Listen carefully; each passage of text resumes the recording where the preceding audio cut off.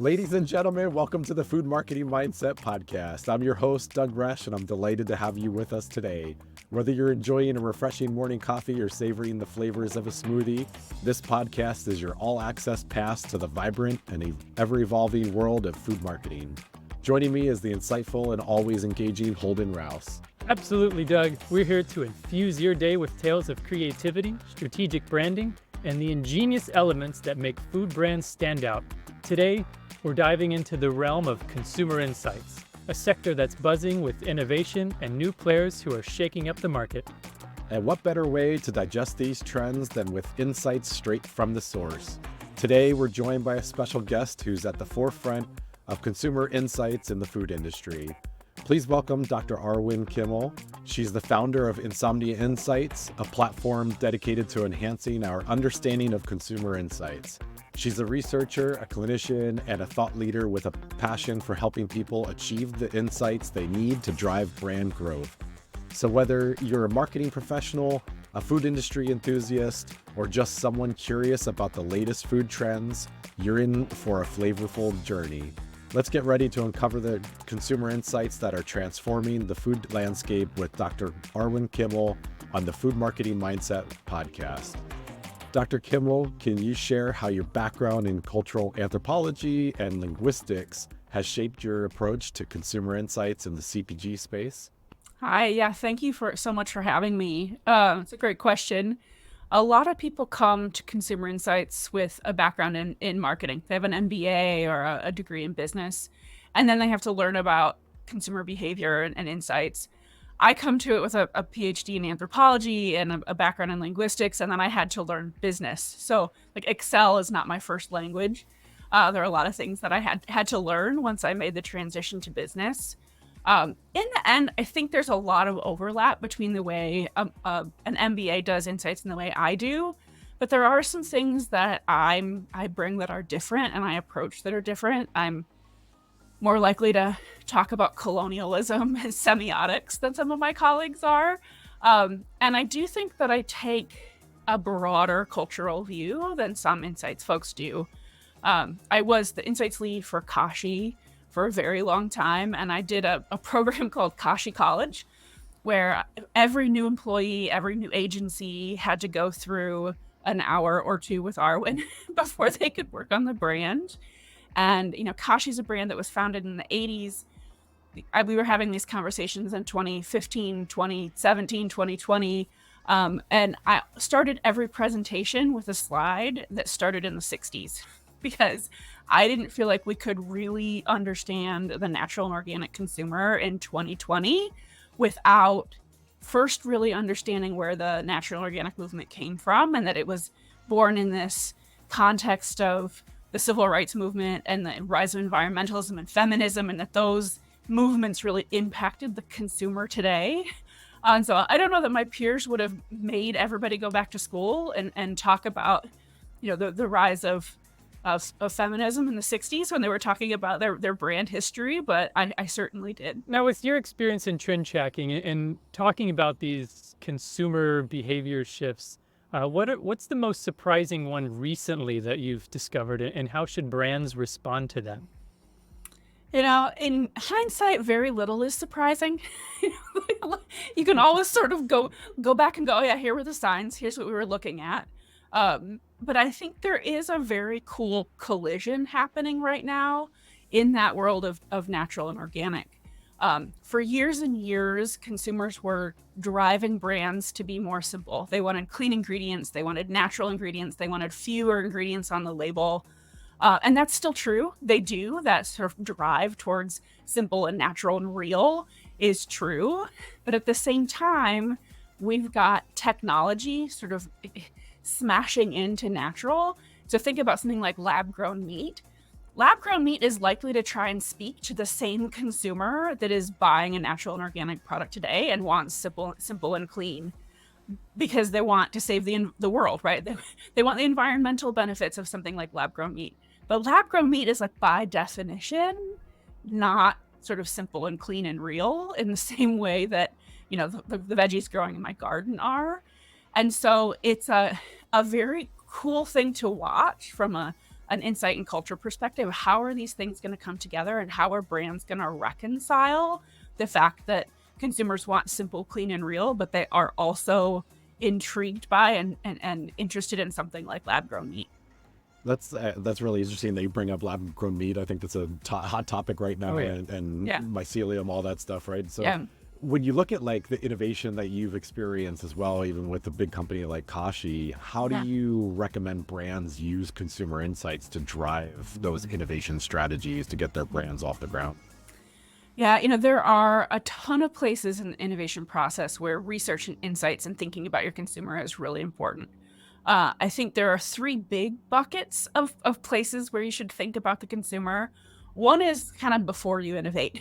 If you really understand and build empathy for who you're building something for, then everything else is easier because you know what it is that they're looking for, and you know that what you're building is solving a need, and you know sort of how to build that.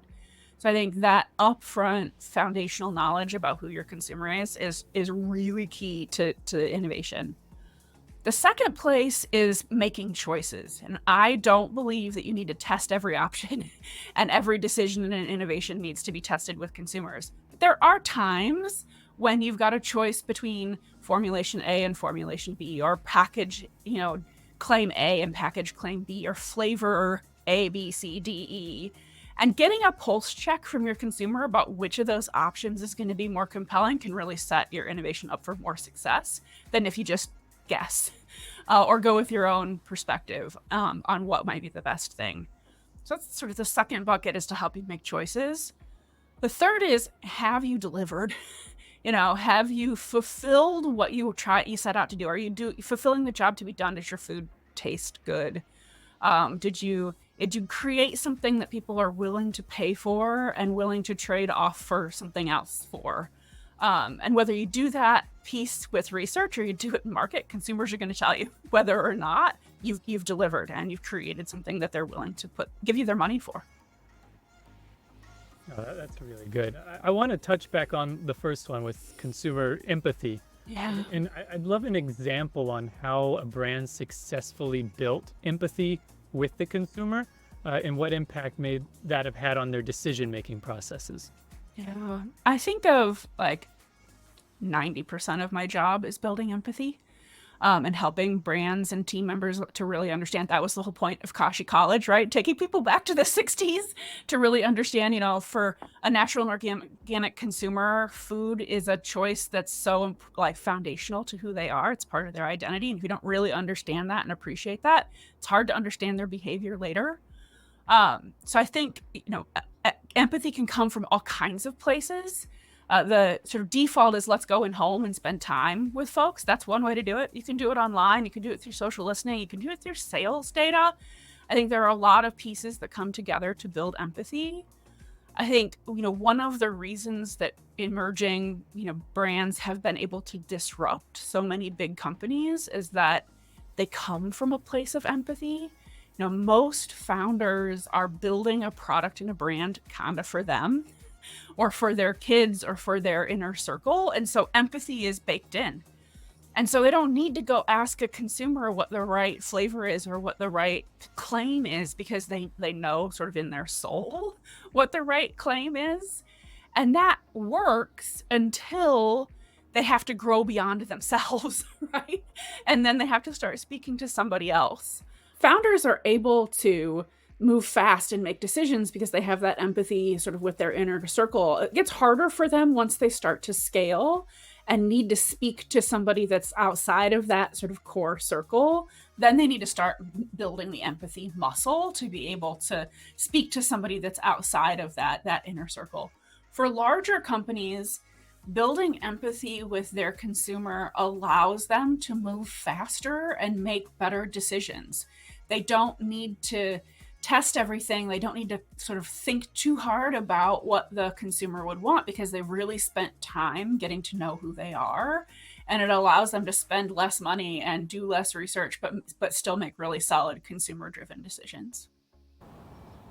So you talk about emerging brands and then large companies. You've worked for both. I think we've both work for both as well, right?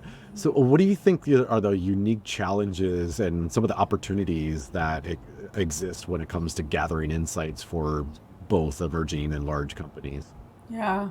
The short answer is, big companies have access to a ton of data and information, and emerging brands usually don't. They may not have any data and information, or they may have very select information. I think that leads to behavior on both sides that's maybe not great. I think for large companies, because they do have so much data, they become kind of overly reliant on having a reassuring sort of data point to support every decision. And you don't always need to sort of over research. It's that your insights person's telling you maybe need to do research on that.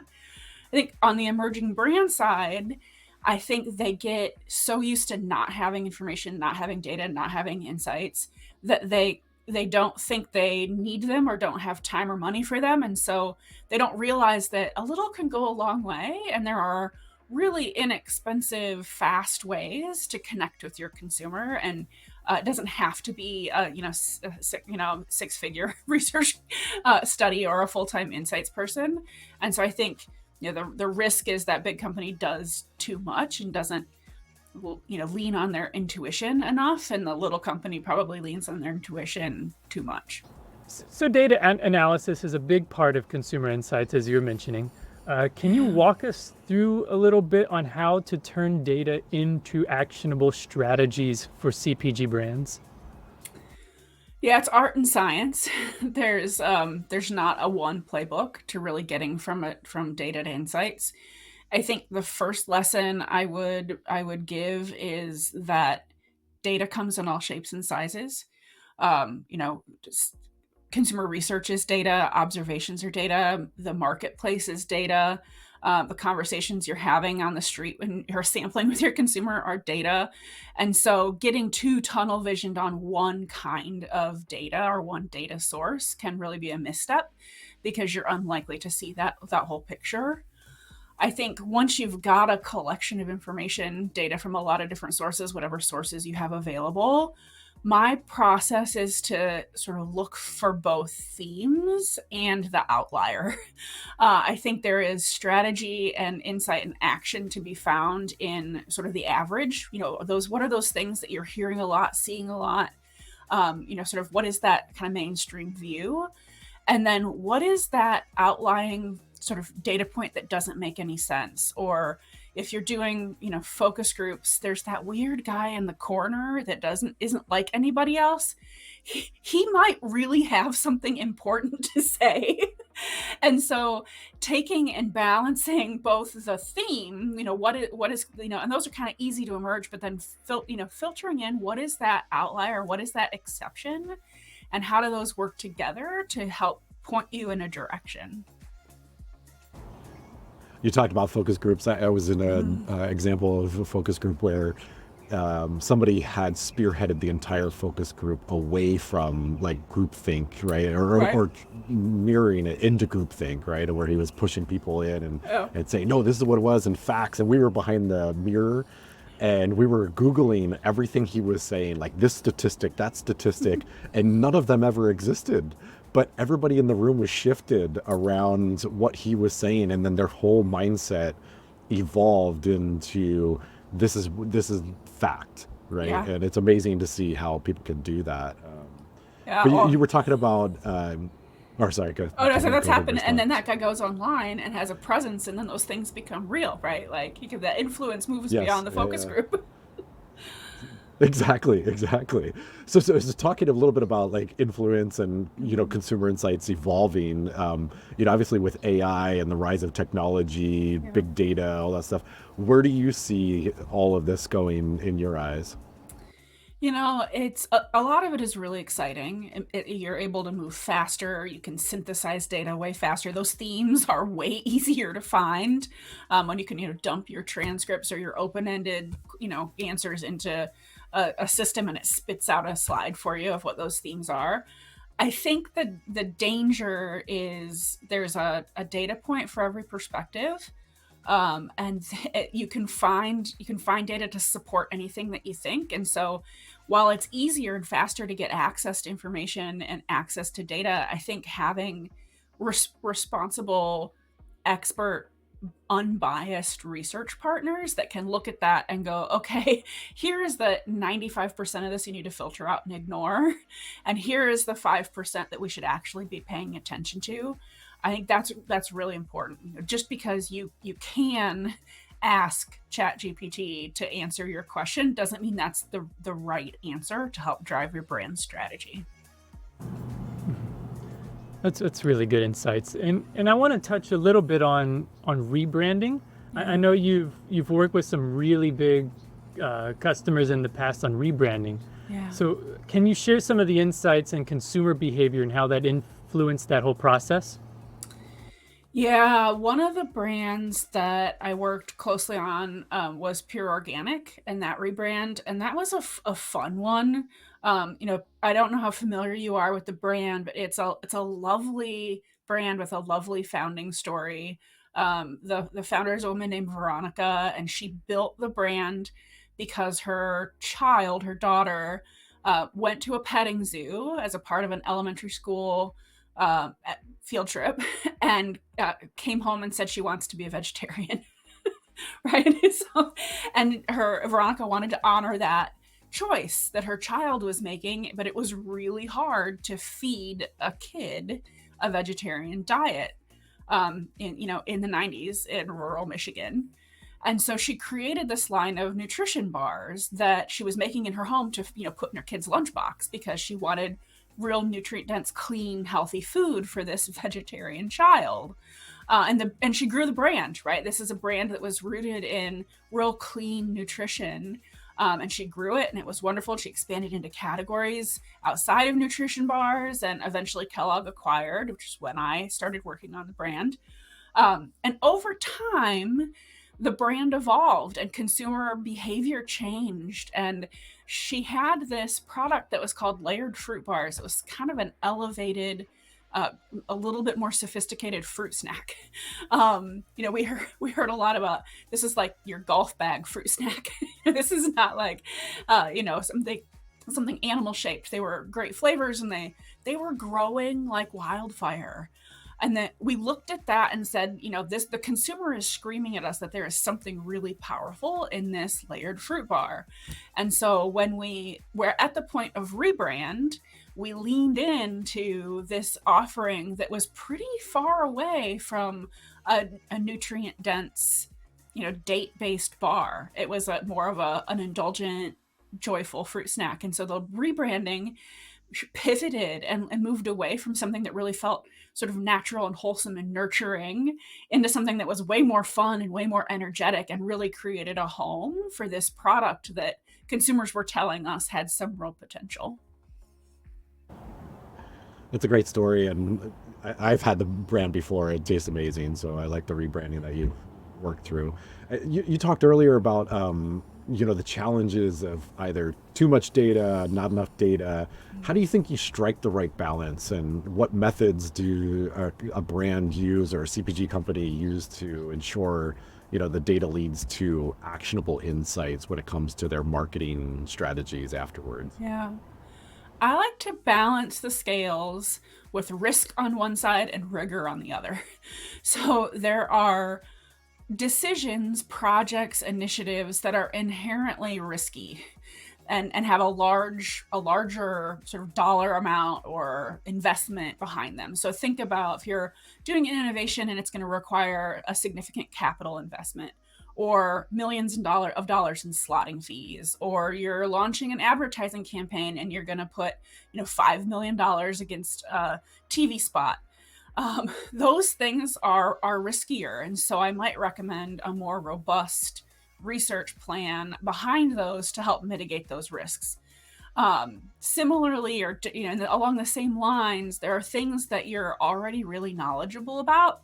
So if you're doing a line extension on a successful platform, you already know a lot. You know a lot about the food format, you know how to make it, you know what people like today. And so it probably requires less research than something that's really new to the world, or that your team doesn't really know how to make, or your manufacturing facility has never made before. And so having more rigor on those things that are riskier makes a whole lot of sense. If it's really low risk, my answer might be you don't need new data. Let's triangulate some data points that exist in the world and send you on your way. And you don't need to spend more money might be the answer if it's a really low risk project. Yeah. And I actually want to dive back into some of what Insomnia Insights has to offer. Sure. You guys offer a variety of different support options like fractional and project-based support. Can you elaborate how a brand can determine the level of support they need? Yeah. I started Insomnia Insights because I thought that there were brands out there that were big enough to have problems and big enough to benefit from some research, but were not big enough to require a full-time insights person or a large insights budget. And so a lot of what I do is for that group of brands, that don't have somebody on staff already. They've got a marketing team, but they don't have insights.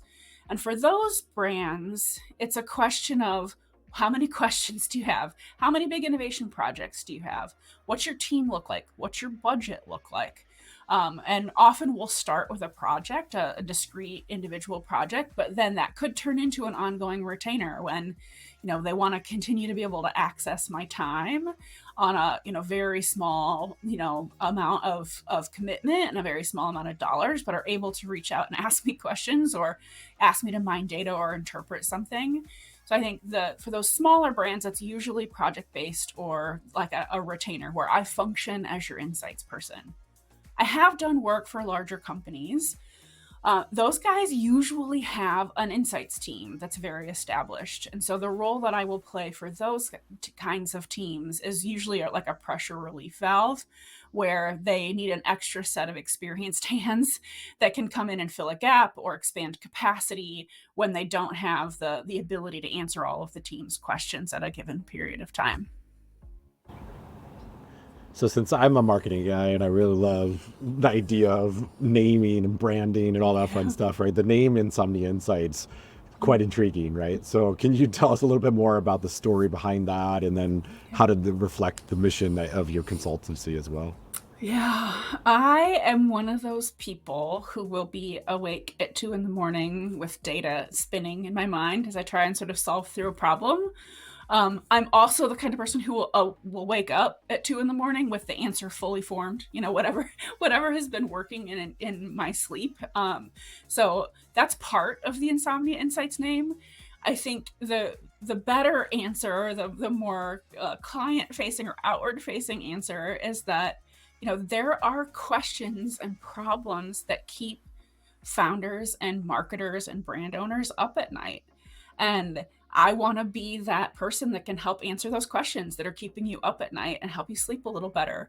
I've had really mixed reactions to the name. Most people really, really like the name. I think the best feedback I have gotten was from a marketing VP who said, "Well, you're like melatonin for marketers." I was like, I am. I love it. I That's am. great. That's amazing.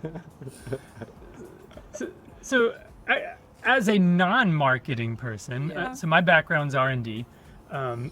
I would like to know, how do you approach the challenges of translating complex data into a narrative that can be easily understood and acted upon by someone like myself? Yeah, the first thing is never stop with data. Always push through to the so what. Because the so what is really usually all that matters. That being said, I think it's really important to know your audience. I have worked with teams that need the numbers. They need the numbers. And so you have to give them, the chart with statistical significance, and that's what they need to feel like they've answered the question. I've worked with other teams that are far more moved by a really, really compelling consumer quote. and the numbers, they trust that you did the math, and the numbers are there. But what's really going to impact them is seeing that actual consumer and that empathy that they can build with the consumer. So I think depending on who that audience is, leaning in more to the numbers, leaning in more to sort of the narrative can really help the message land in a much better way.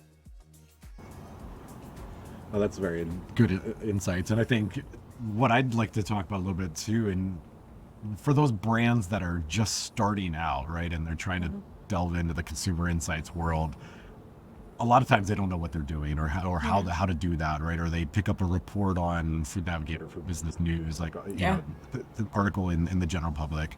What would you recommend for those first steps that they take that would help them align their strategy and build structure? Obviously, besides hiring me, talking to Insomnia Insights as well, hiring right. you and doing that would be their first step. They should definitely call you and go from there. That's obvious. Right? Obviously, yeah. No, I think usually the first data that a brand has is sales data. Whether that's shipments or it's some, a spins report or a retailer download of where sales are coming from and going. And I think most of the time, people are not fully sort of digesting and digging into that sales data. There's a lot you can learn from those data sources. And so I think first I would say, what do you have already? And are you like squeezing every bit of life and insight out of the data that you have access to? Because you're probably not. Like there's probably something you could be learning in things that you already have that you haven't unlocked yet. The next step I would say is, how well do you know your consumer? I have worked with established brands that don't know who they're talking to. And so, do you really know who buys you today? Do you know who you want to buy you tomorrow? And then what do you know about those people? Because you really need to start thinking about who they are in order to grow, in order to make new offerings for them, in order to grow with that next ring of consumers that you haven't unlocked today. So I think really thinking about the who and how much you know about them. And then, sort of circling back to, you should have a conversation with Arwen is, what does keep you up at night? What are those decisions that you're sweating? Because that's a place where you can start to build some knowledge and make you more comfortable. Research doesn't make decisions. Teams make decisions. Research makes you smarter. So is there a place where you don't feel like you have enough information, or you could be a little smarter and sleep a little better, feel more confident in your decisions? That's where I would spend your time and money. Nice. I love that. That's a great answer. Okay, Dr. Kimmell, I want to know, in your experience, what are some common misconceptions about consumer insights that you frequently encounter?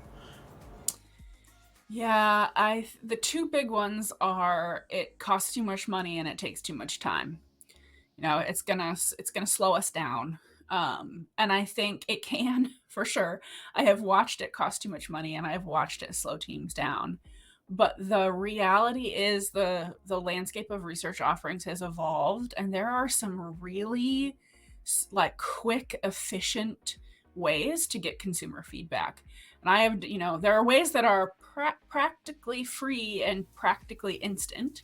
There are a whole lot of options out there that are reasonable. I've done a lot of projects that are in the, less than $10,000 and delivered in days or weeks.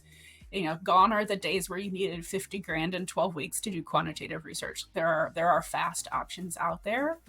And I would say, don't assume that you can't afford it, and don't consume that it's going to disrupt your timeline.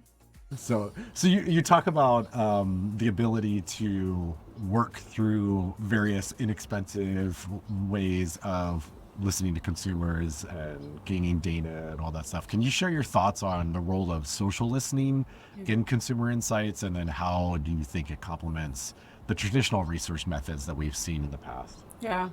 Social listening is a great tool. I think it's a great tool to be used in conjunction with other tools. The benefits are that you're using existing data, so you don't have to go out and search for something. You're able to take things that exist in the world and analyze them in new ways. My caution around social listening is that you are you focused your view on a version of people's lives and behavior and attitudes that is framed for public consumption. A lot of innovation comes from solving a consumer's problem or speaking to a need, and often those are not the things people choose to share online.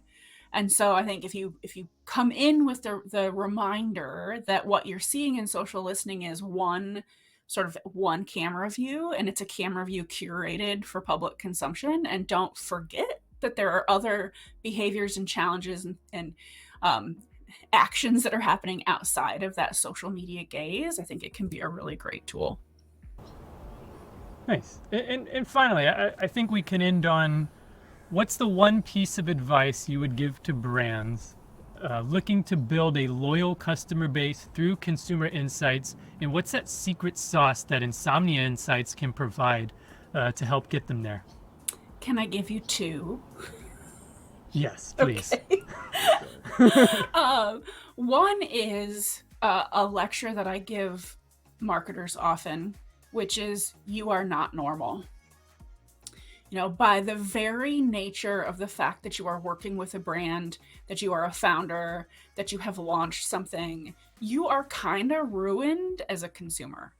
You don't shop the way normal people shop. You don't look at a package the way normal people look at a package. You're not normal. You're not normal demographically either, right?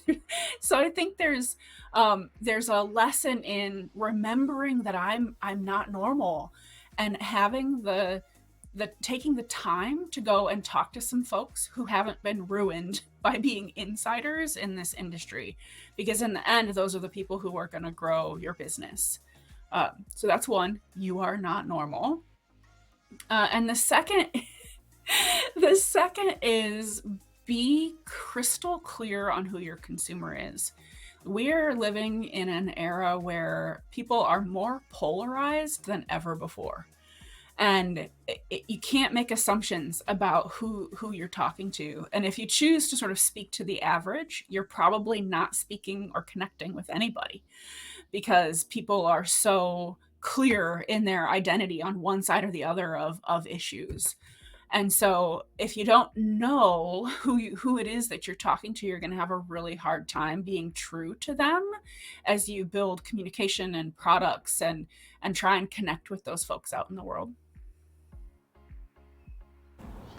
I think that speaks so loudly to a lot of brands, is, as you said, right, is reflecting on current trends, and then also the targeted demographic, right? Yeah. I mean, you have to talk to your targeted demographic, because you could talk to friends and family and say, what do you think of this flavor? What do you think of this product or whatever? But if they're not your target demographic, their opinion, to be honest, doesn't matter, right? Yeah. And so it's the reality of the situation, and I think that's a great way of segueing into, people should look at Insomnia Insights as a way to predict future behaviors of consumers, and I think that's a solid foundation. So I want to say thank you so much, Dr. Kimmell, for being here today. Yes, thanks for coming on. Yeah, giving us a solid foundation of consumer insight strategy, and we really appreciate you being here for our audience. Thank you so much for having me. It was a great pleasure to hang out. Yeah, great, thank you. Awesome, thank you. Yeah. And that's a wrap on today's episode with Food Marketing Mindset. I'm Holden Rouse. And I'm Doug Resh. And a big thank you to the visionary food marketer who shared their secret sauce with us, Dr. Arwen Kimmell. Remember, the world of food marketing is everywhere. It's powerful and it's effective. Don't forget to subscribe, leave us a review, and share this podcast with fellow innovators. For more delicious content, follow us on our social channels and visit our website. Stay tuned for another serving of Food Marketing Mindset, where your appetite for growth meets the taste of triumph. Stay seasoned, stay inspired, until we meet again on the next episode of Food Marketing Mindset.